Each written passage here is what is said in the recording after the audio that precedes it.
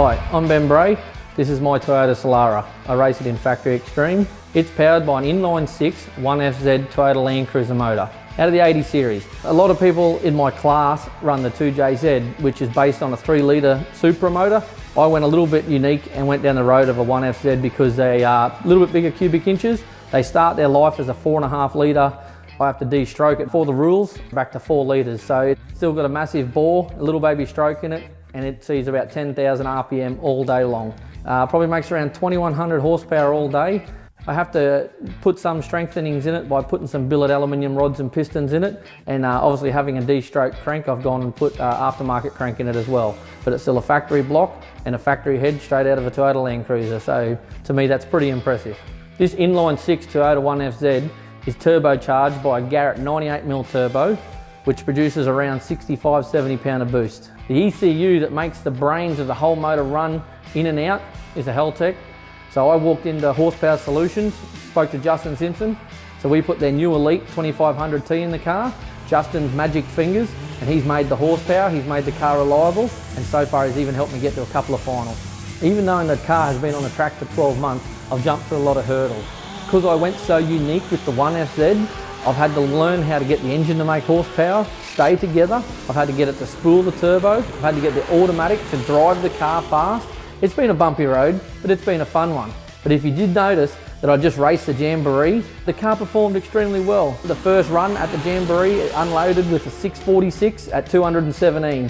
Justin, my tuner, he could see a little bit more in it, so we went after it. The track didn't quite handle what the car was trying to put down. I had to short shift and pedal it in low gear, but we still went 220 mile an hour. That's how we work out we got 2100 horsepower.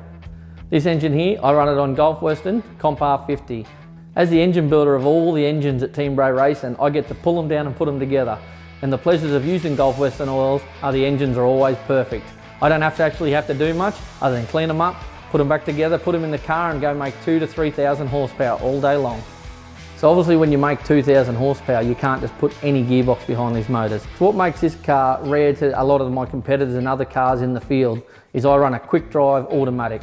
So it has a torque converter, just like everyone's everyday road car has in it, but I have a billet pump driven behind that pushes the oil in and out of the converter, which drives the rear wheels. And gives me a lot of tuning ability. We back that with a Lenco transmission. So I got 4 gears in this one, which once again is driven by oil. I see extreme oil temperatures in the automatic. So when you've got an oil company backing you, you've got to show the world that their oil is the best. So at the back of the Lenco is a little baby stub they call the drive shaft that connects me to the 9-inch rear end I have in it. I got 10-inch gears in this thing because you can only imagine with 34.5-inch tyres on the back what them poor little gear ratios go through. So at 10,000 RPM, when I cog the next gear, all it's trying to do is rip that diff center out of this car. We've used Gulf Western oil in there to keep the diff and all the bearings, the wheel bearings, everything stays alive, because when you do 200 mile an hour, you can only imagine how many times them bearings are turning. With the car, as you look over it, there's lots and lots of bars in it. Well, the more bars you put in the car, the stronger the car is, but also the heavier it is. So you've got to put all the bars in the right place. Vanishing Point Race Cars that built this car in 2016, he has a very good record for building pro mod type vehicles, so that's why I went down the road of Vanishing Point. He's made the car nice and aerodynamic. You'll see all the lips and all the modifications done to the body around the outside. We've tried to keep it looking like a Solara the best we can. The rest of the car, if you have a look under the back of it, there's 4 bars, that's called a 4-link. That's how we tune the chassis. So when it leaves the start line, you'll see the front wheels pick up and the rear wheels are spinning stupidly. We call it tyre speed. If you don't have tyre speed, you can't run fast. So we got to get the tyre speed to a certain rate that we can still control, and that's where the 4-link comes into play. We use the 4-link to tune the rear end, and then behind the rear end we have a wheelie bar. People think that there is just to stop the car from flipping over, but we actually use it to tune with. We want the wheelie bar to hit once properly and then never hit again unless the front wheels come up at half track. That's when it stops you from blowing over. To learn more, head to golfwestern.com.au or find us on Facebook, Instagram and YouTube.